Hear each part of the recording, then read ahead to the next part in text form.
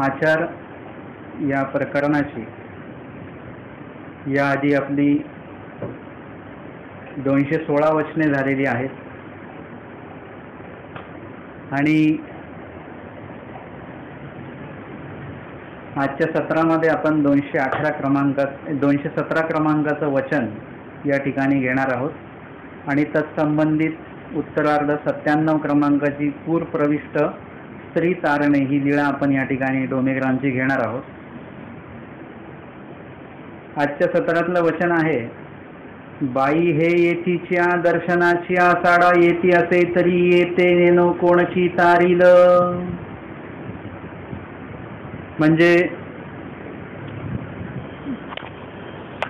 स्वामींनी या ठिकाणी आवडी म्हणजे नेमकं काय असतं आणि आवडीमुळे काय होऊ शकतं याचा संदर्भ या ठिकाणी दिलेला आहे। आपण जर का कुठला ईश्वरोक्त विधी करायचा म्हटला तर त्याच्यासाठी आपण नाना अडचणी दाखवत असतो। वचन पाठ करायला सांगितली, नाही जमत, पाठांतर होत नाही, हे होत नाही, ते होत नाही। स्मरण करायला सांगितलं, त्याच्यामध्ये आपलं लक्ष लागत नाही। लीळा वाचन असेल, लीळा श्रवण असेल, याच्यामध्ये आपलं मन लागत नाही।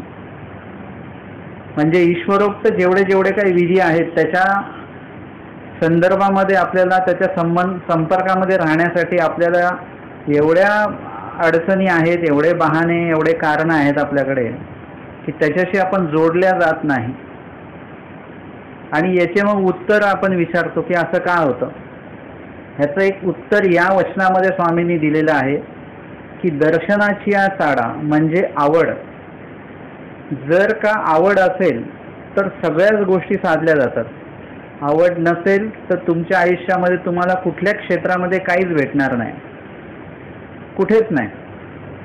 साधी चोरी करायची असेल तर चोरी कशी करायची, काय करायची, पकडल्या गेलो नाही पाहिजे वगैरे, म्हणजे याचं सुद्धा एक प्रशिक्षण असतं आणि त्या पद्धतीने जर का ते केलं तर त्याच्यामध्ये सुद्धा म्हणजे तुम्हाला हीनातलं हीन काम करायचं असेल तर त्याच्यासाठी पण तुम्हाला काय लागते, आवड लागत असते।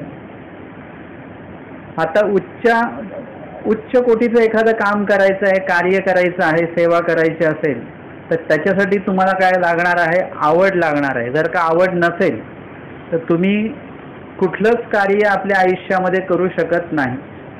आणि म्हणून स्वामींनी सांगितलेलं आहे की दर्शनाची या चाडा या वचनामध्ये मी जास्त जो काही मुख्य शब्द मला या पूर्ण वचनामध्ये वाटतो तो आहे चाडा, म्हणजे आवडीमुळे। आवडी असेल तर, म्हणजे या पूर्ण वचनामध्ये एकच शब्द हा महत्वाचा आहे। या वचनातला हा शब्द काढून टाकला तर मग कुणी दर्शनाला पण येणार नाही आणि त्यांना सहाय्य सुद्धा होणार नाही।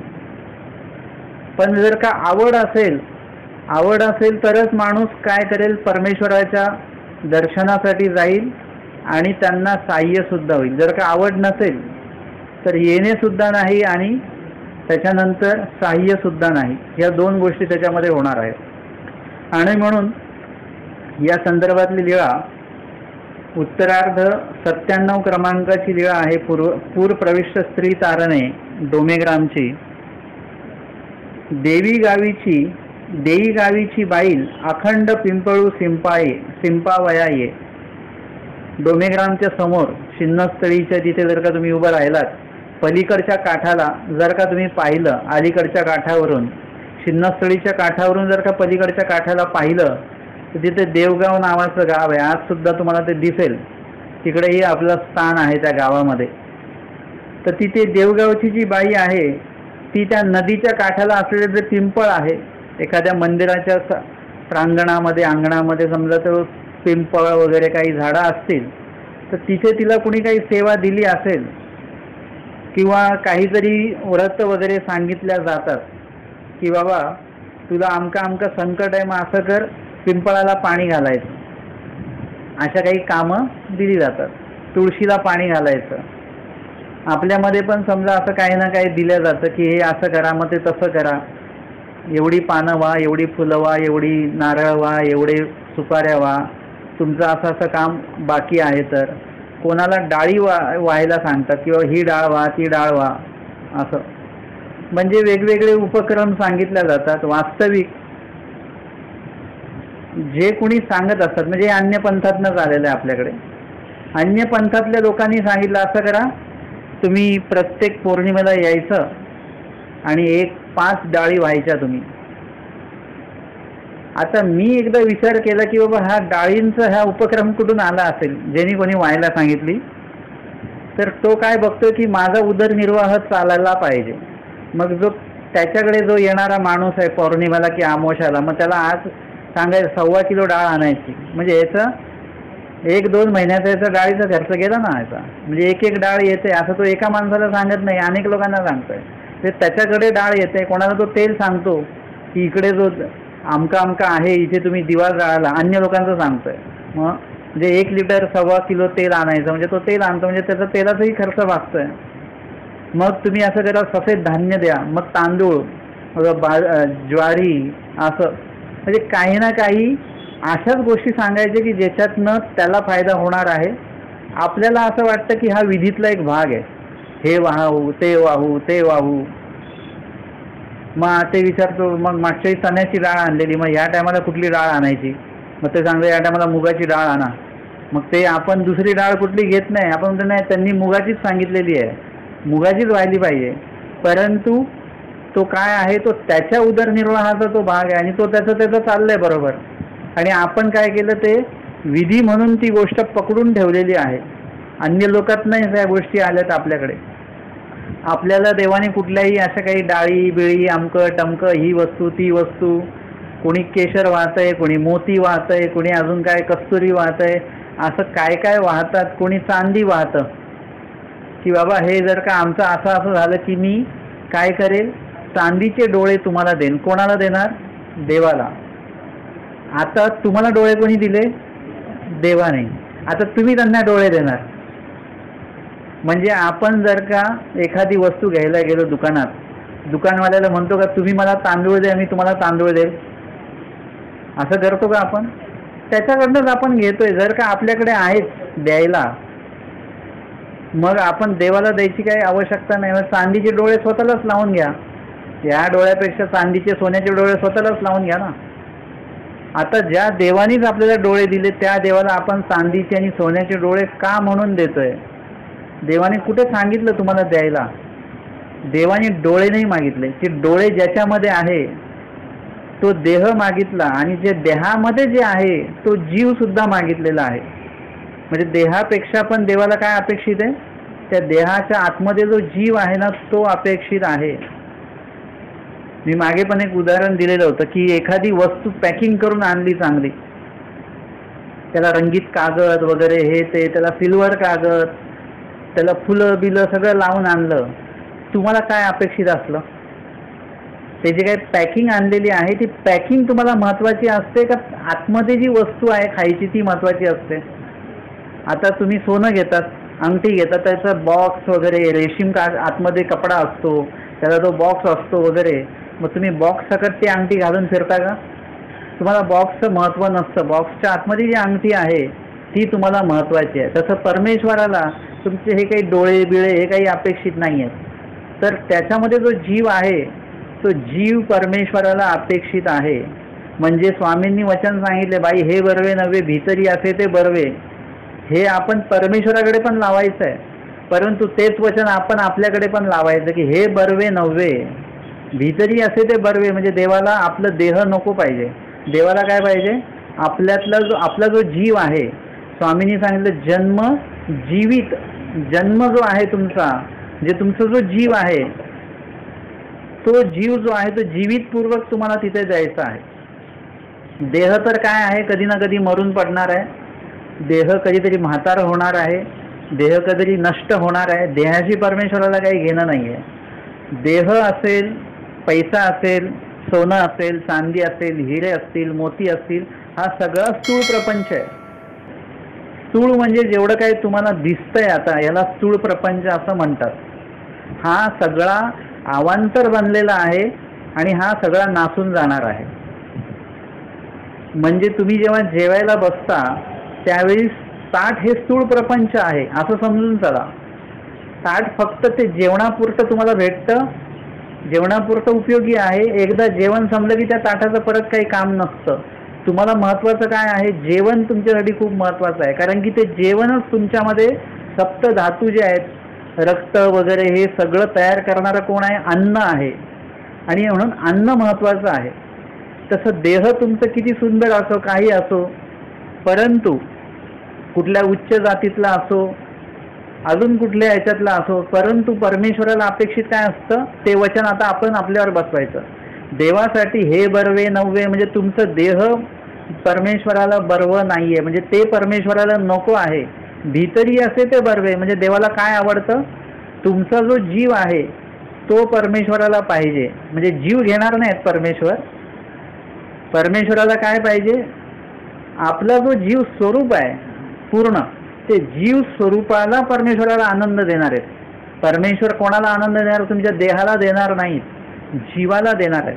आणि म्हणून विद्यामार्ग प्रकरण वाचलं व्यवस्थित, तर त्याच्यामध्ये सांगितलेलं की सकळ देवता आपली विद्या मळाच्या आधारे देतात, परंतु परमेश्वर आपलं जे काही ज्ञान असेल किंवा प्रेमशक्ती असेल ती जीवाच्या स्वरूपी जी काही कणव निष्पन्न झालेली आहे, जीव स्वरूपी. परमेश्वर कुठल्याही मळाच्या आधारे, वस्तूच्या आधारे देत नाही, तर कणवेच्या आधारे देतात. आणि कणव ही केवळ जीवस्वरूपी निर्माण होत असते, योग्यता केवळ जीवस्वरूपी निर्माण होत असते. आणि म्हणून त्या ठिकाणी परमेश्वर देतात, म्हणजे केवळ जीवाला देतात. आनंद सुद्धा जीवाला देतात, ज्ञान सुद्धा जीवाला देतात, प्रेमशक्ती सुद्धा जीवाला देतात. म्हणजे परमेश्वर फक्त जीवाचा विचार करतात. आणि म्हणून त्याने अर्थी परमेश्वरासाठी भीतरी असे ते बर्वे, म्हणजे परमेश्वराला जीव खूप महत्त्वाचा आहे, तुमचं देह काहीही महत्त्वाचं नाही आहे. आणि म्हणून या ठिकाणी आपल्याला हा भाग लक्षात आला पाहिजे. आणि हे सगळं तुम्हाला कसं देता आलं पाहिजे? आवडीपूर्वक देता आलं पाहिजे. आज आपण जे काही दातृत्व करतो आहोत त्याच्यामध्ये आपली आवडी नाही आहे. आमची वार्षिक पंगत असते मार्गामध्ये, म्हणून ती पंगत केल्या जाते. वांचून ते पंगत करत असताना आवडी हा प्रकार काही नसतो. कुठलीही क्रिया करत असताना एक नेहमीचा आहे किंवा सवयीचा मार्ग आहे म्हणून आपण ते करत असतो. नामस्मरण आपण करतो ते सुद्धा रोजचा माझा क्रम आहे, 10 गाठ्या करणे, 15 गाठ्या म्हणून केल्या जातात. वांचून त्याच्यामध्ये आवड हा प्रकार नाही आहे. फक्त काय केलं जातं, एक औपचारिक एक विधी जो आहे आमच्या 10 गाठ्यांचा तो पूर्ण केल्या जातोय रोज, त्याच्यात खंड नाही आहे. रोजची माझी देवपूजा मी केल्याशिवाय पाणी पित नाही, मी 3 टाइम देवपूजा करतोच. हे सगळं जे काही बोलणं आहे, या बोलण्याला जर का चाड म्हणजे आवड असली तर त्याचा विशेष फायदा आहे. जे जेवण जेवत असताना तुम्ही जर का पूर्ण लक्ष तुमचं जेवणाकडे असलं पाहिजे, ते व्यवस्थित चावून खाल्लं पाहिजे. एरवी पण रोजचं आपलं पोट तर भरतच आहे, परंतु तुमच्या देहामध्ये जे काही बनल्या गेलं पाहिजे, सप्त धातूंची जी काही पूर्तता झाली पाहिजे, ती त्या रोजच्या जेवणातनं होत नाही. कारण की तुमचं जेवण जेवत असताना तुम्ही ते आवडीपूर्वक जेवत नाही आहे, ते 32 वेळा किंवा 40 वेळा ते चावत नाही आहे. जेवण जेवत असताना काय खाल्लं पाहिजे, काय नाही खाल्लं पाहिजे, पाणी पिलं पाहिजे की नाही पिलं पाहिजे, किती पिलं पाहिजे, म्हणजे आपल्याला जेवणाची सुद्धा चाड नाही आहे, म्हणजे आवड नाही आहे जेवणाच्या ह्याच्या बाबतीत. त्याच्यामध्ये सुद्धा तुम्हाला आवड पाहिजे. तुमची प्रकृती, स्वास्थ्य हे व्यवस्थित ठेवण्याअर्थी सुद्धा तुमची आवड असणं खूप गरजेचं आहे. आणि मग ते असेल तर ते जेवल्याचं काहीतरी तुमच्या देहामध्ये चांगलं जे काही तयार झालं पाहिजे सप्तधातूंपैकी ते तयार होणार आहे, नाहीतर होणार नाही. तसं आपण जो काही विधी करत असतो, अनेक लोक सांगतात माझ्या एवढ्या वर्षापासूनचा विधी आहे, तेवढ्या वर्षापासूनचा विधी आहे. मला याच्यात काही नवल वाटत नाही ऐकताना. तुम्ही किती वर्षापासून कुठला विधी करतायत आणि किती काटेकोर करतायत, किती कट्टरपणे करतात, याला काही महत्त्व नाही आहे. त्याच्यासोबतच म्हणजे तो कट्टर आणि काटेकोरपणे कराच, परंतु त्याच्यासोबत जर का तुमची आवडी नसेल तर त्याला काही उपयोग नाही आहे. आवडी म्हणजे एक प्रकारचं ते स्नेह त्याच्यामध्ये असलं पाहिजे, चाड त्याच्यामध्ये असली पाहिजे. जसं तुम्ही जर का चपाती बनवली, त्याच्यात तुम्ही पीठ मळताना तेल नाही टाकलं तर ती चपाती कशी चिवट होणार, ती खुसखुशीत चपाती होणार नाही. म्हणजे काही अशा गोष्टी त्याच्यामध्ये असल्या पाहिजेत की त्याच्यामध्ये पदार्थ रुचकर लागणार आहे आपल्याला. आणि म्हणून या ठिकाणी चाड हा प्रकार जो आहे हा खूप महत्त्वाचा आहे. या ठिकाणी ती जी काही बाई आहे देवगावची बाई, तिला पण असंच काहीतरी दिलं गेलेलं आहे. आपल्याला पण कुणीतरी काहीतरी विधी देऊन टाकतं की बाबा हे आमका आमका संकट आहे, आम्ही काय करायचं. आता आमच्या समोर पण प्रश्न असतो बरं का, की आता काय सांगायचा विधी. खरं तर कुठल्याच आजाराला देवाने असे काही वेगवेगळे काही उपाय सांगितलेले नाही आहेत. की तुम्हाला गरम होत आहे का, मग तुम्ही सावलीत बसा. थंड वाटतंय का, उन्हात बसा. झालं की नाही, उपाय वेगवेगळे झाले की नाही. आमच्या स्वामींनी सगळ्या गोष्टींवर एकच उपाय सांगितलं, वेगवेगळे उपाय सांगितलेले नाही आहेत. मग तुम्हाला अमका त्रास आहे का, मग तुम्ही असं करा, आमोशाला या. अच्छा, तमका त्रास आहे का, मग तुम्ही पौर्णिमेला या, तुम्ही आमोशाला येऊ नका. हे आम्हीच क्रिएट केलेल्या गोष्टी आहेत या. हे कुठेच स्पष्टपणे कुणी देवाने कुठेही सांगितलेल्या नाही आहेत. मग तुम्ही असं करा, शनिवारी नका करू, सोमवारी पण नका करू, तुम्ही मंगळवारी करा. मंगळवार चांगला दिवस आहे. कसला चांगला दिवस आहे, म्हणजे हे काय झालं, आम्ही या गोष्टी क्रिएट केलेल्या आहेत. आता जो कोणी आमच्यासारखा व्यक्ती तुम्हाला विधी सांगतो की तुम्ही असं करा, पौर्णिमेला येतो, माणूस भक्तिभावाने पौर्णिमेला येतो. त्याला पौर्णिमेचा दुसरा दिवस म्हटलं की त्याला ते अस्वस्थ व्हायला लागतं. मग तो दिवस कसा काय, म्हणजे ज्या गोष्टी आम्ही करतो आहोत त्या गोष्टीमध्ये सुद्धा आमची आवड नाही आहे. फक्त सांगकाम्या आणि ओनाम्यासारखं चाललं आहे. कुणीतरी सांगितलं आणि आपण ते प्रोसेस करतो आहे, बस एवढंच चाललं आहे, बाकी आवड नाही आहे. मग त्यांना सांगितलं 5 खेटी करा, तर ते 5व्या खेटीला विचारणारच की आज शेवटची खेट होती, मग आता पुढच्या वेळेसपासनं, म्हणजे तो तयारीतच असतो की पुढच्या वेळेसपासनं यायचंच नाही आहे. म्हणजे त्याच्यातनं दिसतं की त्याची किती चाड आहे. नाही, चाड नाही आहे, आवड नाही आहे. देवपूजेला माणूस बसलं की त्याचं एकदा सुरू होऊन जातं की कधी संपणार आहे देवपूजा. मूर्ती दिली की खूप लोकांना समाधान वाटतं की संपली बरं का देवपूजा. हे प्रत्येकाने अनुभवून बघा ही गोष्ट. म्हणजे हे काय आहे, विना चाड विना आवड करायच्या गोष्टी चालल्यात आपल्या. आपण खूपशा गोष्टी करतो, विधी म्हणून करतो, सगळं करतो, परंतु फक्त निचाडपणे म्हणजे अनावडीपूर्वक सगळं चाललंय.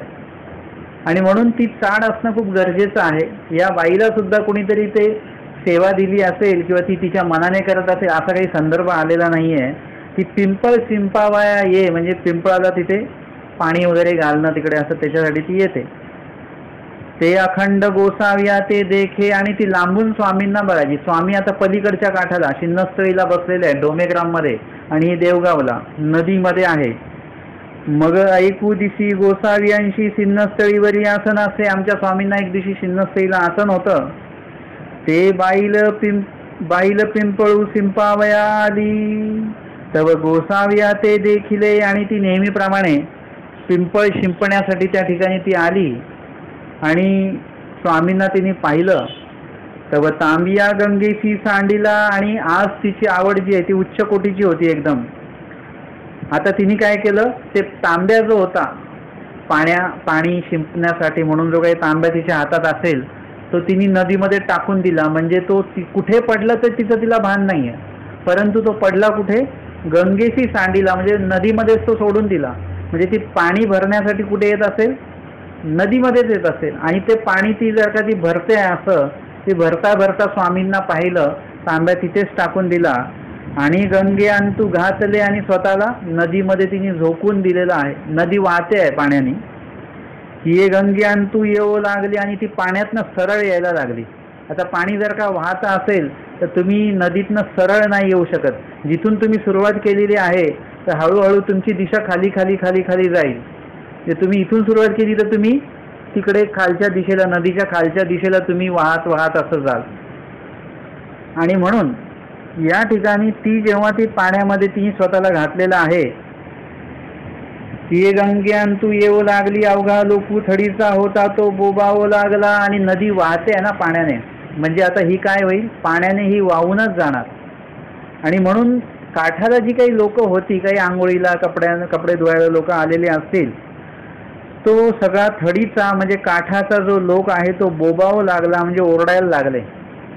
म्हणजे लोक बघतातच कुठून गाडी येते आणि पटकन कोणी रस्ता क्रॉस करतंय किंवा काय होतंय, तर लोक सगळे ओरडतात, अरे थांब थांब थांब नको जाऊ असं. आणि ही आपली पाण्यामध्ये गेलेली आहे, आता तिला वाचवणं अशक्य जर काही व्हायला लागली तर. आणि म्हणून सगळे बोबावू लागले. बाईल पुरे गेली, आता ही पुरामध्ये वाहून जाणार, ही वाचू शकत नाही. कारण की पाण्याचा फोर्स आणि नदी आपलं हवेचा वेग आणि पाण्याचा वेग एवढा जबरदस्त असतो, याला तुम्ही वाचवू शकत नाही. जसं आता मागे त्सुनामी लाट आलेली होती, त्या पाण्याचा वेग एवढा जबरदस्त होता, कितीतरी मोठं नुकसान, किती गाड्याच्या गाड्या वाहून गेल्या. चक्रीवादळ वगैरे जेव्हा येतं तेव्हा हवेचा वेग एवढा असतो की पूर्ण मोठ्या मोठ्या वास्तूंचं नुकसान त्याच्यामध्ये होत असतं. हा वेग असतो. आता या पुरामध्ये जर का ही व्यक्ती गेली तर तिला आता वाचवू शकत नाही कोणी, कोण जाणार वाचवायला. आणि म्हणून ते म्हणतात की बाईल पुरे गेली म्हणजे पुरामध्ये गेली. म्हणून एक तयाच्या संबंधिया सांगो गेले, कुणीतरी धावत पळत त्यांच्या घरी सांगायला गेले त्या बाईच्या की तुमची जी काही सून आहे किंवा तुमची जी मुलगी आहे तिने पुरामध्ये ती चालत चाललेली आहे आणि ती आता वाहून जाणार आहे. तेव्हा बाईशी म्हटले, हा बाबा हे बाईल कैसी बुडेना. आणि ती बाई चालत येत आहे. आता नेमकं ती पाण्यावरून चालत येते की पाण्यातनं चालत येते. मात्र एक गोष्ट आहे की ती वाहून पण जात नाही आणि बुडत पण नाही आहे. ती बरोबर एका त्या प्रमाणामध्ये ती बरोबर चालत येते आहे. आणि बाईचा पण पाहतायत, कारण की तिकडून जे त्या काठाचे लोक ओरडले ही बाई पाण्यात आता वाहून गेली म्हणून, त्याच्यामुळे सगळ्यांचं लक्ष कुठे गेलेलं आहे, त्या पाण्याकडे गेलं किंवा त्या बाईकडे सगळ्यांचं लक्ष गेलं. त्याच्यात बाईसांनी पण त्या बाईकडे बघितलं आणि ती बाई चालत येते, वाहत नाही, बुडत नाही. बाईसांनी हे बघितलं, बाईसांना आश्चर्य वाटलं आणि म्हणून बाईसा स्वामींना म्हणतात की बाबा हे बाईल कैसी बुडेना, म्हणजे बाई बुडत कशी नाहीये, ही कशी काय आपोआप चालत येते एकदम अलगद एकदम त्या पाण्यातनं. स्वामी म्हणतात बाई हे येतीच्या दर्शनाची चाडा येती असेल तरी येते नेनो कोणाची तारील. आता स्वामींनी हे वचन या ठिकाणी शिन्नस्थळीला स्वामींचं आसन आहे आणि त्या शिन्नस्थळीच्या ठिकाणी आमच्या स्वामींनी हे वचन या बाईच्या ह्या जे काही कर्तृत्व त्या बाईंनी केलेलं आहे आणि ते पण स्वामींच्या आवडीस्तव, आणि त्यावर आमच्या स्वामींनी हे वचन उच्चारण केलेलं आहे. म्हणजे परमेश्वर जे वचन उच्चारण करतात ते कधी कधी असं असतं की प्रसंग निर्माण करून स्वामी बोलतात त्यावर, आणि कधी कधी असं असतं की उपस्थित प्रसंगावर स्वामी बोलत असतात. जसं मागील वचन आपण बघितलं की शरण आला आणि म्हणून स्वामींनी वचन उच्चारलं की येत शरण आल्या काही, जे प्रसंग उपस्थित आहे आणि मग ते वचन.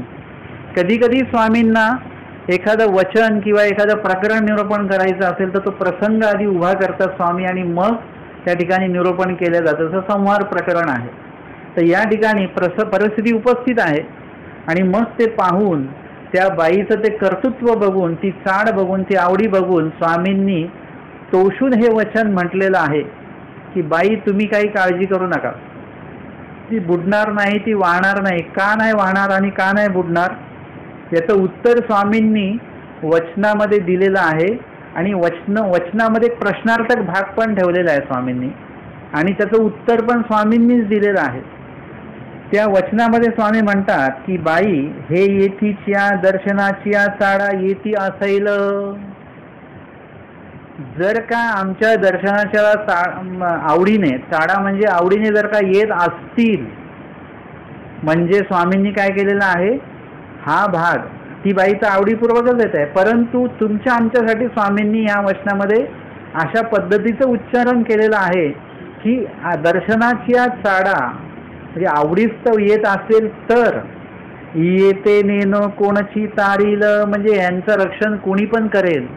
म्हणजे परमेश्वराकडे 81 कोटी 1,10,10 देवतेंचं काय आहे, सेवा. म्हणजे त्या देवता ज्या आहेत ओळखणी रूपाने परमेश्वराच्या सेवेमध्ये आहेत. आमच्या स्वामींनी, आमच्या देवाने, परमेश्वराने आज्ञा करावी आणि त्यांनी ऐकावी. म्हणजे छोट्या मोठ्या गोष्टीसाठी काही परमेश्वराला जावं लागत नाही कुठे. म्हणजे एखादी गोष्ट असते, समजा गोळ्या बांधून द्यायच्या, तर डॉक्टर काही स्वतः देत नाही, ते कंपाऊंडरला सांगतो. अजून काही काम असेल तर ते कंपाऊंडरला सांगतो. म्हणजे आपल्या हाताखालचा जो व्यक्ती त्याला सांगितलं जातं ते. तसं परमेश्वर सगळ्याच गोष्टी परमेश्वर करत नाहीत. काही गोष्टी असतात, काही सेवा असतात, त्या उपस्थित त्या ओळखण्या आहेत, त्यांच्याकडे ती सेवा सोपवलेली आहे. तर स्वामींनी ती सोपवलेली म्हणजे देवाला काही सांगावं लागत नाही.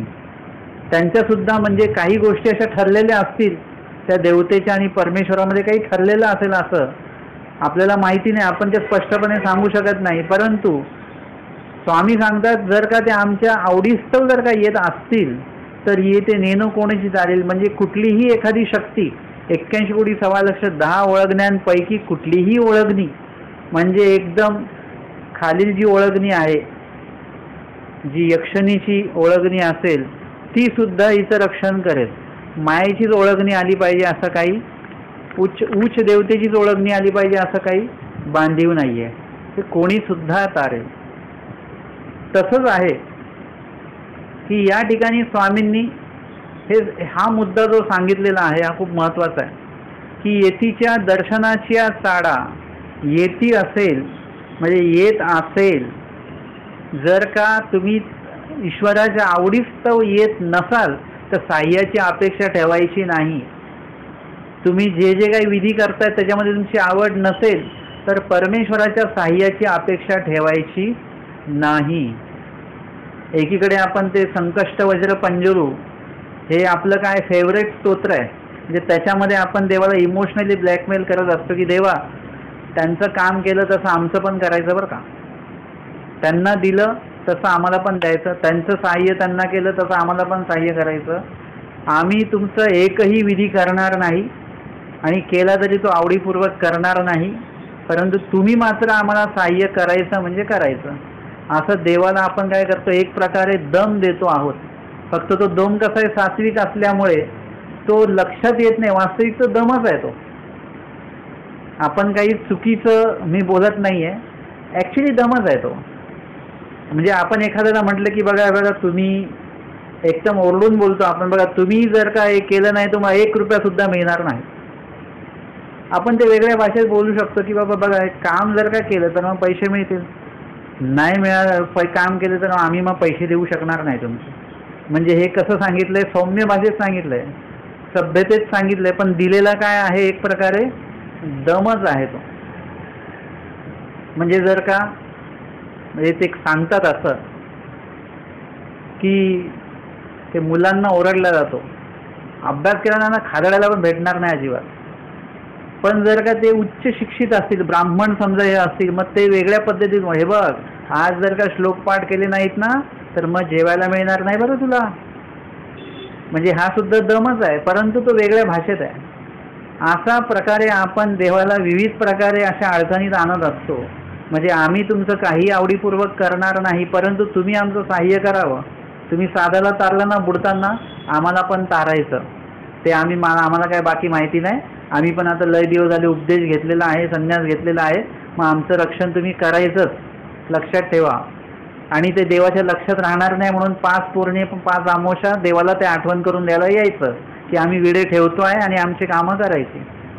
परंतु इथे जर का आपली आवड आणि चाड नसेल तर तुम्ही देवाला असं काहीही बोलायचा तुमचा काही अधिकार नाही आहे, तुमचा काही हक्कसुद्धा नाही आहे. कारण की साधाईसाला आमच्या स्वामींनी जे तारलं आहे ते कधी तारलं, ते जेव्हा स्वामींसाठी बुडायला तयार झाले तेव्हा तारलं आहे. आम्ही बुडायला तयार आहोत का? पहिले बुडायला तयार व्हा की बुडलो तर बुडलो, मेलो तर मेलो. अशा तयारीने जेव्हा तुम्ही जाल तेव्हा साह्य होईल तुम्हाला.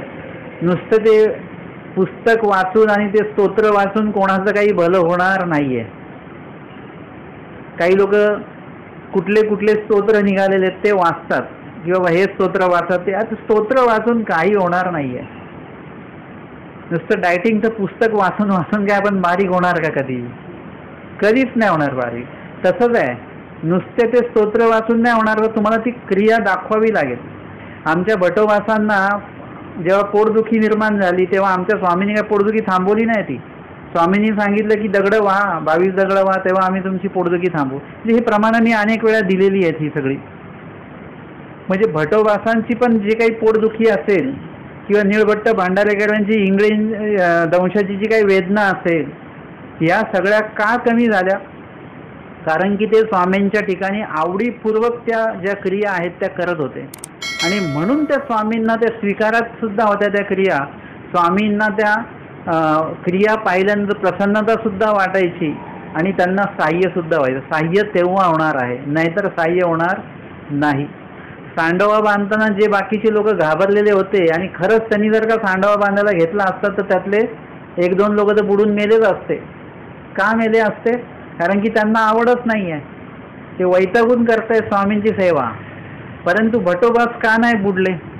भटोबास का वाचले? कारण की ते आवडीपूर्वक करतायत. त्यांना स्वतःला माहिती आहे हे मी करत नाही, हे तेच करतायत. ही एक आवड आहे त्यांच्यामध्ये आणि म्हणून ते करतायत. तर म्हणून त्या ठिकाणी स्वामींनी त्यांना काही होऊ दिलं नाही. तर अशा पद्धतीने जिथे जिथे तुमची चाड आणि आवड कमी पडेल त्या ठिकाणी तुम्हाला फटका बसणार आहे. मग त्या ठिकाणी जर का एखाद्या ठिकाणी तुम्ही म्हटले की मी देव करायला गेलो, मी स्नान करायला गेलो, मला काटाच का लागला, मला तापच का आला आणि मला तब्येतच का खराब झाली, लगेच त्याचं उत्तर तुमच्याकडेच आहे की माझी आवड कमी पडली. म्हणून तुमची आवड जर का पक्की असती तर तुम्हाला कसलाही त्रास होणार नाही. झाला म्हणजे असं नाही बरं का की तुमची आवड असली म्हणून तुम्हाला त्रास होणारच नाही, होईल परंतु तुम्हाला जाणवणार नाही. म्हणजे जिथे एखादी क्रिया करण्याचा आनंद असतो तिकडे तर होणारा जो त्रास असतो ना तो काही जाणवत नाही. आता बघा कोणाला सांगितलं दुसऱ्याचं काम आहे काहीतरी आणि सांगितलं जा, तर आपण किती ऊन आहे, एवढ्या उन्हात कसं काय जायचं. आणि जर का कोणी आपल्याला सांगितलं तुम्हाला 1 तोळं सोनं कोणतरी दान देणार आहे, तुम्हाला आत्ताच्या आत्ता जावं लागेल, तेव्हा मी म्हणेन का की खूप ऊन आहे म्हणून? मी लगेच जाईन. तेव्हा मला ऊन लागणार नाही, कारण की सोन्याचा आनंद एवढा आहे की उन्हाचं दुःख मला जाणवणार नाही. तर तशा पद्धतीचं आहे हे की तुमची आवड एकदा जर का असली परफेक्ट चांगली असेल तर तुम्हाला कसलाही त्रास जाणवणार नाही. तुम्हाला त्रास जर का ईश्वराच्या कामामध्ये जाणवतोय तर एकदम सरळ सरळ तुमच्या लक्षात आलं पाहिजे की तुमची आवड कमी आहे नाही तर शून्यच आहे. हा एक आपलं हे आवड मोजण्याचं एक परिमाण तुम्ही लक्षात ठेवा. आणि म्हणून स्वामींनी म्हटले की दर्शनाच्या चाळा येत असतील तर, येत नसतील तर काय होईल? वाहून जाणार ते. पण दर्शनाच्या चाडा येतात. बघा आता मी जसं सांगितलं संकट येणार, आवड असली तरी संकट येणार, परंतु त्यावेळी परमेश्वरात तारायचं की काय करायचं ते परमेश्वर बघून घेतील तुम्हाला. तुम्ही त्याच्याविषयी काही ठेवायचं नाही मनामध्ये. आणि या ठिकाणी नाथोबा आणि भटोबा जेव्हा पोहण्यासाठी, डोमेग्रामचीच लीळा आहे, ते जेव्हा पोहण्यासाठी स्वामींनी सांगितलं पलीकडच्या काठाला जाऊन तिकडून परत या. येताना काय झालं, आचार्य तर भटोबा आले निघून, परंतु नाथोबा जे आहेत ते नाथोबा जे आहेत ते व्हायला लागले. म्हणजे त्यांची आवड नव्हती का? नाथोबासांची आवड होती तरी पण ते व्हायला लागले. कुठेतरी काहीतरी कमकुवतता असेल, काही असेल म्हणा, परंतु स्वामींनी काय केलं? स्वामींनी त्यांना त्या ठिकाणी थांबवलेलं आहे, त्यांना वाचवलेलं आहे. म्हणजे तुमची जर का आवड असेल, तुमची आवड असेल तर काय होणार आहे? परमेश्वर नक्की तुम्हाला सहाय्य करेल. तुम्हाला वेगळं सांगायची गरज नाही. आता नाथोबा जेव्हा वाहत होते त्यावेळी नाथोबांनी कुठलं स्तोत्राचं पारायण केलं होतं, कुठला विडा ठेवला होता का? परंतु नाथोबांच्या त्या वाहून जाण्यावर एखादं स्तोत्र निघालं पाहिजे होतं, आतापर्यंत निघालं नाही. भटोबासांची उदरव्यथा निवृत्तीचं एखादं स्तोत्र निघालं पाहिजे होतं. इंग्लिश स्तोत्र तर निघालेलं आहे, इंगळी हरण स्तोत्र निघालेलं आहे. उदरव्यथा हरण स्तोत्र निघालं पाहिजे होतं आतापर्यंत. काळ स्फोट व्यथा हरण स्तोत्र निघालं पाहिजे होतं आतापर्यंत. ज्वर हरण स्तोत्र निघालं पाहिजे होतं आतापर्यंत. हे निघालेले नाहीत, निघतील, येतील काही वेळामध्ये. परंतु लक्षात घ्या की नाथोबा काही स्तोत्र वाचल्यामुळे ना, पारायण आणि विडे ठेवल्यामुळे नाथोबांना देवाने वाचवलेलं नाही आहे. त्यांच्याकडे ती आवड आहे. देवाने सांगितलं ना वाहत्या नदीमध्ये उडी मारून पलीकडच्या काठाला जायचं, देवाने सांगितलं ना मारली उडी. आवड आहे त्यांच्यामध्ये म्हणून वाचलेले. नाथोबासांना स्वामींनी त्याच्यामुळे वाचवलेलं आहे. उद्या आपण काय करू, नदीत न जायचं असेल तर आपलं एक नदी न वाहणे म्हणजे नदीत वाहून न जाण्याचं एखादं स्तोत्र असेल तर ते वाचून आपण जाऊ, तर त्याच्याने तुम्ही वाचणार नाही. तुम्ही आवडीपूर्वक गेलात तर तुम्ही बरोबर तुम्ही वाचणार आहात त्याच्यातनं. आणि म्हणून स्वामींनी जे सांगितले की आवड असेल तर मग ती येते नेनो कोणाची तारील, म्हणजे आम्हाला सुद्धा लक्ष द्यायची गरज, देवाला सुद्धा लक्ष द्यायची गरज नाही आहे, कारण देवाने हे सगळं सांगून ठेवलेलं आहे. जसं काही गोष्टी असतात, मोठी व्यक्ती असते, मोठी व्यक्ती का सगळ्याच गोष्टी बघत नाही.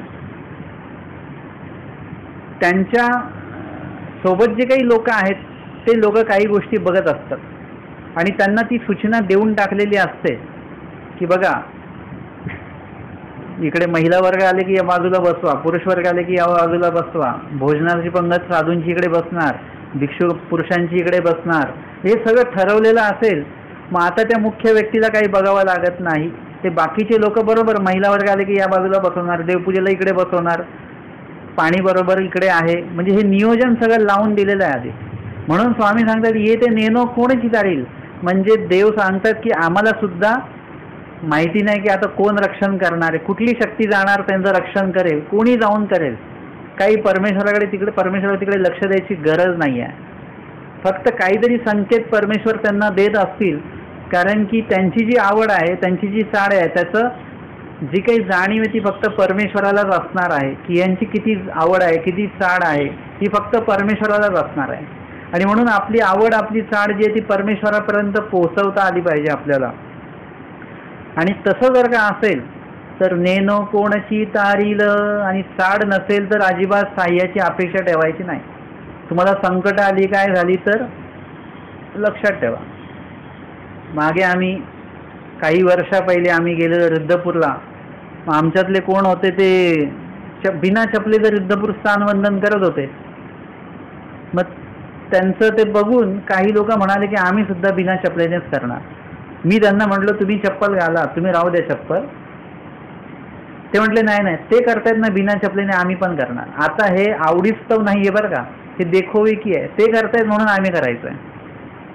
आता हे चप्पल काढून ह्यांनी पण स्थानवंदन चालू केलं आणि ते लहान लहान चुबुकाटे म्हणतात त्याला, ते त्यांच्या पायात घुसले. मग 15 मिनिटं ते काटे काढण्यातच गेले त्यांचे. मग त्यांना म्हटलं तुम्ही चप्पल घाला. कारण की जे बिना चपलेने करतायत त्यांची आवड आहे, त्यांचे आवडीस्तव ते करतायत आणि ते लक्ष पण देत आहेत चालताना. खाली कुठे काटे असतील, म्हणजे बिना चपलेने जेव्हा तुम्ही चालता तेव्हा तुम्हाला खाली रस्ता पण बघायचा आहे. देवाच्या भरोश्यात चालायचं नाही नुसतं, खाली रस्ता पण बघायचा आहे. काटे असतील तिकडे पाय दिले तर तो काठा रुतणारच आहे. तुम्ही देवासाठी चाललेत म्हणून काट्यातनं दिले गेले तरी काटे लागणार नाहीत असं नाही, ते लागणार आहे. ते तुमची काळजी तुम्हाला घ्यायची. श्रुतदृष्ट चुकवायला सांगितलं स्वामी. आता यांनी चपला काढल्या पण सरसोट निघाले, वर तोंड करून वर पाहत. खाली काटे येत आहेत हे बघितलंच नाही, त्याच्यामुळे ते काटे काय झाले त्यांना लागले. म्हणजे आवड नाहीये आणि वरून श्रुतदृष्ट चुकवणे हा प्रकार सुद्धा नाहीये.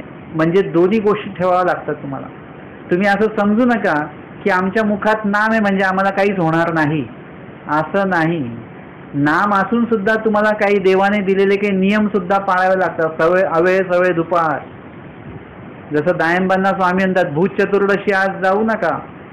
ते म्हणाले आम्ही गोसाव्यांचे. ते म्हणे गोसाव्यांचे वगैरे काय नाही, त्यांच्याकडे पण सिद्धी असतात. ते सुद्धा आमच्याचकडनं ते काय होतात पुढे कार्यरूपात येत असतात. म्हणजे देवाच्या आज्ञेनेच ते सुद्धा कार्य करत असतात. तर म्हणून तुम्ही आमचे आहात वगैरे म्हणून तुम्ही जास्त काळजी घ्या. मग अवेळ सवेळ दुपार नपाळतं आमोशा पौर्णिमा या दिवसामध्ये प्रवासच केला नाही पाहिजे मुळामध्ये. कारण की त्या दिवशी कुठल्या कुठल्या शक्तींचं काय प्राबल्य असतं, त्या कालावधीमध्ये प्रवास नाही केला पाहिजे.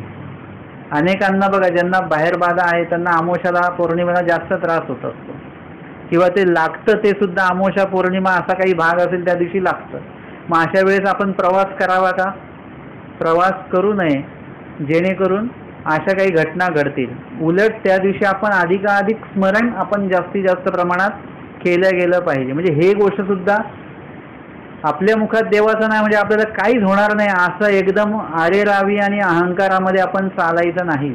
देवाने अजून सुद्धा काही नियम दिलेले आहेत आणि ह्या सगळ्या गोष्टी तुम्ही पालन करत असाल, देवाचे नियम सगळे पालन करत असाल, देवाची चाड आवड जर का तुम्हाला असेल आणि देवाने सांगितल्या नियमात तुम्ही चालत असाल तर तुम्ही निश्चिंत आहात एक प्रकारे. परंतु जो करणारा व्यक्ती आहे ना त्याला असं वाटत असतं की मी तर करतोय परंतु देवापर्यंत पोचतंय काय, मी एवढ्या गाठ्या स्मरण करतोय दिवसभर परंतु देवाला हे स्वीकारल्या जात असेल का, म्हणजे तो स्वतःची क्रिया कधीही निवून बघतो. आपण 10 गाठ्या केल्या तरी आपण म्हणतो मग 10 गाठ्या काय कमी करतो का, रोजचं स्मरण असतं आपलं, अहंकाराने सांगतो. परंतु एखादी व्यक्ती अशी असते की ती भरपूर क्रिया करते, आवडीपूर्वक करते, परंतु त्याला असं वाटतं मी किती जरी केलं तरी ते देवापर्यंत पोहोचत नसेल, माझी क्रिया खूप कमकुवत आहे, कमजोर आहे. म्हणजे तो एवढी प्युअर क्रिया करून सुद्धा त्याला असं वाटत असतं. आमच्या माहीम भट्टांना असं वाटलं, पूर्ण आयुष्य त्यांनी ईश्वर सेवेमध्ये लावलं, परंतु शेवटच्या काळामध्ये ते भटोबासांना म्हणतात मला देव होईल का. आता हा प्रश्न माहीम भट्टासारख्या व्यक्तीला पडला नाही पाहिजे आपल्या दृष्टीने, परंतु माहीम भट्टाच्या दृष्टीने तो माहीम भट्टांना पडलेला योग्य प्रश्न आहे. आपल्या सगळ्यांना पडला पाहिजे हा प्रश्न की आपल्याला देव होईल का. माहीम भट्टांना पडला ही चूक नाहीये, एकदम बरोबर. प्रत्येक माणसाला हा प्रश्न पडला पाहिजे. भट्टोबासांना स्वतःला प्रश्न असावा असं मला वाटतं की मरताना देव आठवता येईल का, मृत्यू समयी कसा काय देव आठवता येईल, किंवा मृत्यू समयी देव आठवेल का. मृत्यू समयी तर घाबरलेला असतो माणूस, आणि म्हणून हा प्रश्न त्यांना कदाचित असावा, म्हणून त्यांनी महाराजांना विचारलं की तुला देव आठवतोय का. ते म्हणे हो आठवतो. म्हणजे कसं आठवतोय, म्हणजे कसं काय आठवतेस तू, मृत्यू समयी कसा देव आठवायचा, काय आठवायचा, आणि तो आठवल्या जातो का, हा प्रश्न कुठेतरी त्यांना असेल. असे काहीतरी प्रश्न आपल्याला पडावेत. आपल्याला प्रश्न खूप वेगवेगळे पडत असतात की बाबा मग हे आमका असं असं होतंय, मग काय केलं पाहिजे आता, मग तमकं असं होतंय की काय केलं पाहिजे आता. म्हणजे असे जे काही प्रश्न केल्या जात आहेत, कोणीतरी विचारलं नोकरीच लागत नाही काय करावं आम्ही. आता आम्ही काय म्हणतो की काय सांगायचं आता यांना, मग या मंदिरात या, म्हणजे काहीतरी तरी विधी सांगावा लागतो. म्हणजे हे नोकरीचा विषय सोडा, पण बाकीच्या पण छोट्या मोठ्या गोष्टी असतात. परंतु आपण प्रत्येक वेळी अशा गोष्टी अपेक्षित ठेवत असतो, तर तसं होता कामा नये. आपण आपलं कार्य करत राहायचं आहे, परमेश्वर बरोबर सहाय्य करत राहतात. तुम्ही म्हणजे विना हेतू क्रिया करत राहा, कुठे ना कुठे तुम्हाला सहाय्य होईल, आणि त्याचा तो चमत्कार तो काहीतरी वेगळा असणार आहे. तुम्हाला बरोबर तुमची आवड असेल, साड असेल तर परमेश्वर सहाय्य करत असतात, आणि जर का नसेल तर मग सहाय्य होणार नाही. आणि मग ती जी बाई आहे ती बरोबर ती पाण्यातनं आलेली आहे, स्वामींपर्यंत पोहोचली. गोसाव्यांशी दंडवत केले, श्रीचरणा लागली. आमच्या स्वामींना तिने दंडवत केला, श्रीचरणाला लागली. मागिलाकडून तयाचे दीर भावे आले. तिचे दीर आणि भाऊ वगैरे असतील ते सगळे मागून तिकडून आले. तिचे दीर म्हणजे तिचं लग्न झालेलं आहे, आणि ते सगळे आले. तया आश्चर्य झाले, आणि सगळ्यांनाच आश्चर्य झाले की ही आली कस काय, हिला पोहता येत नाही, काही येत नाही, आणि एवढ्या त्या पाण्यातनं, वाहत्या पाण्यातनं ती आली कशी काय. ती गोसाव्यांशी दंडवते घातली, श्रीचरणा लागले. ते आलेले जे होते त्यांनी पाहिलं की एवढ्या लांबून ही आली कशासाठी, एकटक यांच्याकडे बघत आली, आणि आले यांना दंडवत केला स्वामींकडे. म्हणजे ते लोक जेव्हा आले स्वामींपर्यंत पोहोचले, त्यांनी पण स्वामींना पाहिलं, तेही प्रभावित झाले, त्यांनीही स्वामींना दंडवत केला, श्रीचरणा लागले, आणि मग स्वामींची भेट वगैरे घेतली, आणि मग ते निघाले परत आपल्या घराकडे. ते निघाले. स्वामी म्हणतात याची सांगडी बांधा कासे लावा. म्हणजे आता ती येताना जी आहे, येताना ती व्यक्ती एकदम सहजपणे आलेली आहे, म्हणजे कुठल्याही प्रकारचा आधार नाही, काय नाही, आणि सहजपणे ती व्यक्ती त्या ठिकाणी उपस्थित झालेली आहे. कारण की काय आहे की येताना फक्त स्वामींचीच भेट, स्वामींनाच भेटायचं आहे, हा जो काही एक मनामध्ये तिच्या जो काही आवड आहे, त्या आवडीच्या माध्यमातून ती तिथपर्यंत पोहोचलेली आहे. जर का ती आवड नसती तर ती तिथपर्यंत पोहोचू शकली नसती, आणि तिच्या त्या तिथे पोहोचण्याच्या याच्यामध्ये जे काही आवडीचा जो काही भाग आहे तो स्वामींनी या ठिकाणी आपल्याला शेवटच्या टप्प्यामध्ये सांगितलेला आहे. की स्वामी म्हणतात की सांगडी बांधा, म्हणजे असं काही बांधा, म्हणजे भोपळा वगैरे जे काही बांधले जातात ना, की ज्याच्यामुळे ती बुडणार नाही, ती अदांतरी जाईल तिकडे. आता कासे लावा म्हणजे तिला चांगलं बांधून तिकडे न्या. जी जी ये आली तैसीची कान वसावी. ते म्हणतात देवा ती एवढ्या लांबून मगाशी नदीतनंच आली, पाण्यातनंच आली वाहत्या, बुडाली नाही. आता येताना जशी आली तशीच जाताना पण तशीच जाईल. स्वामी म्हणतात येथ ये ऐसे येओ ये तैसे जाओ नाही ये. स्वामी म्हणतात येताना तुम्ही जसं आलात, येथ ऐसे येओ ये म्हणजे सहजपणे येता येईल, तैसे जाओ नाही ये हे आवडीवाल्यांचं सांगतात फक्त बरं का स्वामी. जे नावडीवाले लोक असतात त्यांचं येऊ नाही ये म्हणजे त्यांचं येणंच होत नाही, पण जाणं मात्र लगेच होतं. की कार्यक्रम संपला की लगेच असं होतं की कधी घरी जातो कधी घरी जातो. जे आपली पोथी जर का 7ला संपते तर लोक म्हणतात की बाबा लगेच निघालं पाहिजे, 7:15 ते निघालं पाहिजे. पण जर का कधी पोथी 6:30ला संपली तर लोक म्हणतील का 7:15लाच निघू म्हणून. पोथी 6:30ला संपली तर 6:45लाच निघू, 6:45ला संपली तर 7लाच निघू, 6ला संपली तर 6:30पर्यंत निघू. म्हणजे रोजचा म्हणजे तिकडचा कल अधिक असतो, घरचा कल आपला आवडी अधिक असते. आणि म्हणून आपल्या बाबतीमध्ये उलट आहे, येथ येऊ नाही ये परंतु जावं ये, लगेच जावं येतं. परंतु येणं खूप मुश्किल आहे इकडे. तुम्ही बघा परमेश्वराच्या कुठल्याही कार्यासाठी तुम्ही पोचणं हे सगळ्यात अवघड काम आहे. तुम्ही तुमच्या आयुष्यामध्ये कुठल्याही स्तराला पोचू शकता, म्हणजे तुम्ही श्रीमंत होऊ शकता, तुम्ही पैसेवाले होऊ शकता, तुम्ही गाडी बंगल्यावाले होऊ शकता, सगळं होऊ शकतं. परंतु देवाचं म्हणजे तुमच्या जिथे जिथे तुम्हाला प्रापंचिक व्यावहारिक संधी तुम्हाला आहे तिथपर्यंत तुम्ही पोचू शकता. परंतु देवाच्या ज्या ज्या ठिकाणी देवाची संधी आहे त्या त्या ठिकाणी पोचणं हे सगळ्यात कठीण काम आहे बरं का.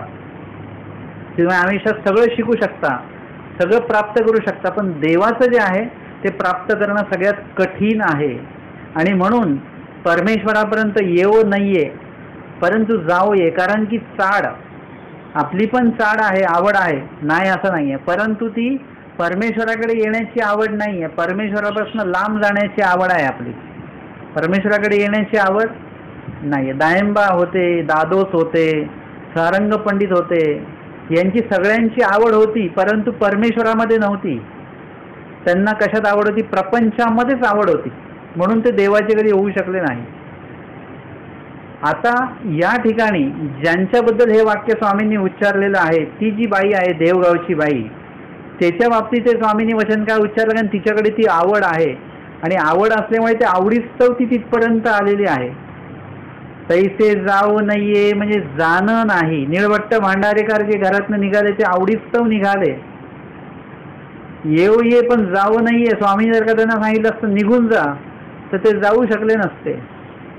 आमच्या माहीम भट्ट जे घर सोडून निघालेले त्यांची ती आवड आहे म्हणून ते परत त्यांना काही घरी जाण्याची इच्छा झाली नाही. ज्यावेळी झाली, जेव्हा त्यांना ते दीक्षांना खावायला गेलं नाही त्यांना ती इच्छा झाली घरी जाऊ परत, परंतु त्याचा पश्चाताप पण त्यांना लगेच झाला. सगळी आवड त्यांची परमेश्वरामध्ये होती. म्हणून स्वामी सांग येत ऐसे येओ ये, येता येतं परी जाऊ नाहीये म्हणजे घरी जाणे नाही. आणि म्हणून कुणी घरी गेलं नाही परत. भटोबास आले, भटोबासांना पण स्वामींनी हे केलं, पूर्ण तपासून घेतलं, त्यांना पूर्ण काय केलं पारखून घेतलं की बघा इथे थांबायचं असेल तर मग आमच्या ह्याच्या आज्ञेप्रमाणे सगळं वागावं लागेल, तुमच्या पद्धतीने चालणार नाही. पण भटोबासांनी हो का म्हटलं? स्वामींनी म्हटलं म्हणून त्यांनी हो नाही म्हटलं. तर त्यांना एवढी आवड होती स्वामींजवळ थांबायची, एवढी चाड होती की त्यांनी स्वामींच्या अटी काय आहेत त्याच्याकडे लक्ष दिलं नाही. फक्त स्वामी थांबायला हो म्हणतायत ना, बस तुम्ही जे म्हणाल ते. स्वामी मला असं वाटतं की भटोबासांनी कधीही स्वामींच्या त्या क्रियेक म्हणजे जे काही शब्दातनं सांगतात त्याच्याकडे लक्ष दिलं नाही. ते कठीण आहे का सोपं आहे, योग्य आहे की अयोग्य आहे. स्वामी सांगतायत ना नदीत उडी मारा, मारा, काही हरकत नाही. स्वामी सांगतायत ना इथून छतावरून उड्या मारा, मारा. स्वामी सांगतायत ना पोट दुखते 22 दगड वाहा. स्वामींना प्रतिप्रश्न करायचा नाही, पण जे करायचं ते कसं करायचं आवडीपूर्वक करायचं. स्वामींनी सांगितलं सांडवा बांधा, बांधा, काही हरकत नाही. त्याचा विचार नाही करायचा की बुडून जाईल, वाहून जाईल, अजिबात विचार नाही करायचा. आणि म्हणून आपण जेव्हा विचार करतो की बघा मग तुम्ही याल का पोथीला, मग आपण लगेच हो बोलतो का? आपण तो पोथीला सांगतो मी थोड्या वेळाने. म्हणजे आपण जेव्हा विचार करतो ना तेव्हा तिकडे जे काही प्रसंग आपण इकडून तिकडून ताणून आणत असतो. तुमचे वचन पाठ होतील का? वचन होतील मला पाठ, परंतु बस पण आला परंतु आला की तिकडे ती जी काही स्पेस तयार होते ना त्याच्यामध्ये खूप अंतर असतं. नंतरमध्ये अंतर असतं, परंतु ती स्पेस एवढी असते, एवढी निर्माण करून टाकतो. कारण की स्वामीने क्षणा एका माझी ते एक अब्जावी, एका क्षणामध्ये आपण एवढं काय अब्जावून ठेवतो की ते जन्माचे 1000 जन्म घेऊन सुद्धा ते निस्तरता येत नाही आपल्याला. म्हणून तिकडे विचार, भटोबासांनी कधी विचार नाही, त्यांना माहिती आहे की विचार केला की काय होईल, त्याच्यामध्ये अंतर पडेल 5 मिनिटं 10 मिनिटं, आणि तेवढ्यामध्ये कितीतरी मोठं नुकसान होणार आहे आपलं. जसं ती कथा सांगतात, लुईपाईची कथा सांगतात. राजा आणि प्रधान ते म्हणाले की आम्हाला तुमचं शिष्य व्हायचं, ते लुईपाईचं. मग तो लुईपाई म्हटलं ठीक आहे माझं शिष्य व्हा, परंतु तुम्हाला भिक्षा मागावी लागेल. ते म्हणजे ठीक आहे, पण कसं, तुम्हाला टक्कल करावं लागेल दोघांना पण, आणि टक्कल करून मग भिक्षा मागायची गावात. आता तो राजा आणि प्रधान म्हणाला, आपण राजा आणि प्रधान, आपण जर का टक्कल करून लोकांच्या घरी भिक्षा मागणे म्हणजे भीक मागणं केलं तर आपलं काय होईल, आपली हे कमी होऊन जाईल, महत्त्व कमी होऊन जाईल, लोक हसतील आपल्याला, हे असं काय मागतायत. मग ते म्हणाले असं करू आपण, थोडं काळोख पडलं की जाऊ. म्हणजे सकाळी जायचं होतं ते कधी गेले, संध्याकाळी गेले.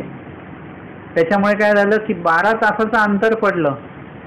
भिक्षा घेऊन आले आणि त्या लुईपाईला त्यांनी ठेवली समोर ती भिक्षा.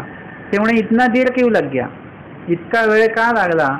ते म्हणे बघा हे असं असं याच्यामुळे आम्ही लेट झालो. म्हणे तुम्हाला 12 तास लेट झालं ना, तुम्हाला उशीर झाला, तर सिद्धी गई 12 वर्ष. आता 12 वर्षांनी सिद्धी मिळेल. मगाशी जर का आणून दिलं असतं तुम्ही जेव्हा सांगितलं तेव्हा लगेच सिद्धी भेटली असती. मग बघा आता काय करायचं, ते बोलले की 12 तास लेट झालो तर 12 वर्षांनी सिद्धी भेटणार. आता 12 वर्ष आपण लेट केलं तर कधी सिद्धी मिळेल की नाही मिळेल. ते बोलले ठीक आहे 12 बरस तो 12 बरस, पण आता आम्ही तुमच्यासोबत येणार. मग लगेच ते त्यांच्यासोबत ते गेले. सांगण्याचं तात्पर्य, जेव्हा तुम्ही विचार करता तेव्हा तो विचार सकारात्मक असेल तर खूप चांगली गोष्ट आहे. तो विचार जर का तुम्हाला देवापासून दूर नेणारा असेल तर तो नकारात्मक विचार आहे, त्याच्यात तुमचं भरपूर नुकसान आहे, त्याच्यात फायदा काहीच नाही. भटोबासांनी विचार केला, त्या भटोबा जेव्हा स्वामींविषयी विचार करायचे, स्वामी म्हणायचे सांग विचारा निके विचारा, चांगला विचार करा आणि निका विचार करा. म्हणजे विचार चांगला जरी असला तरी तो तुमच्यासाठी पण निका पाहिजे. म्हणजे घरदार सांभाळणं, पती पत्नीची व्यवस्था करणं, आईला सांभाळणं, हे तर चांगलाच निर्णय आहे ना, परंतु तो तुमच्या जीवासाठी निका आहे का? कारण की तुमचं आयुष्य त्यांच्या देखभालीतच गेलं आहे. आता तुम्हाला तुमच्या देखभालीकडे पण लक्ष द्यावं लागेल. म्हणजे ईश्वराला समर्पित होणं हा चांगला, हा निका विचार आहे. घराचा विचार तुम्ही करताय हा चांगला विचार आहे, पण निका नाही आहे तुमच्यासाठी. निका विचार तो आहे जो तुम्ही तुमच्या जीवासाठी करता. म्हणजे जर का कोणी म्हटलं, आपण कोणाला फोन केला का पोथीला येणार आहात का, ते म्हणतात हो येणार आहोत, फक्त असं करा 5:30ला निघू घरातनं. आता तुम्हाला माहिती की 5:30ला पोथी चालू होते. आता तुम्ही त्यांच्यासोबत त्यांना घेऊन येत आहे पोथीला, हा चांगला विचार आहे. परंतु तुम्ही 5:30ला येत आहेत, त्यांच्यासाठी तुम्ही 15 मिनिटं लेट येणार आहात, तर तो निका विचार नाही आहे. चांगला विचार आहे पण निका विचार नाही, त्याच्यात तुमचं स्वतःचं नुकसान होत आहे. त्यांनी जर का सांगितलं आपण 5:30ला येऊ, त्यांना सांगितलं तुम्ही 5:30ला या, मी आपलं 5:15ला जाणार, कारण की 5:30ला पोथी चालू होते. म्हणजे चांगला विचार आणि निका विचार. स्वामी सांगतात सांग विचारा आणि निके विचारा, चांगला विचार करा आणि निका सुद्धा विचार करा. मग त्यांनी तो सगळा सारासार विचार केला आणि त्याच्यामध्ये त्यांचा विचार, त्यांनी पण विचार केला, परंतु त्यांचा विचार कसा होता, सकारात्मक होता. भटोबासांनी विचार जो केलेला आहे स्वामींच्या सांगण्यावर तो कसा होता, सकारात्मक विचार होता, नकारात्मक नव्हता. एकदा भटोबासांनी नकारात्मक विचार केला, स्वामींनी सगळे त्यांचे नरक सगळे सांगितले, दोष सांगितले. भटोबास म्हणाले हे सगळे दोष माझ्याकडेच आहेत, जेवढे स्वामींनी सांगितले सगळे दोष माझ्याकडे आहेत, म्हणजे मला पण देव होणार नाही. नकारात्मक विचार केला स्वामींनी, त्यांचा तो नकारात्मक विचार खोडून टाकला की असं रडत बसून आणि नकारात्मक विचार घेऊन देव भेटणार नाही. तुम्हाला काय करावं लागेल, देव भेटण्यासाठी जो देवाने विधी सांगितला तो करा, सकारात्मक विचार करा, सकारात्मक कार्य करा, त्याच्यामुळे तुम्हाला देव प्राप्त होणार आहे. जे देवाने आपल्याला सकारात्मक विचार करायला सांगितलेला आहे. ही जी काही लोक आहेत ना, ही लोक एकदा आली, येथ येव ये, येथ ऐसे येव ये, म्हणजे अशा पद्धतीनेच येता येतं इथे.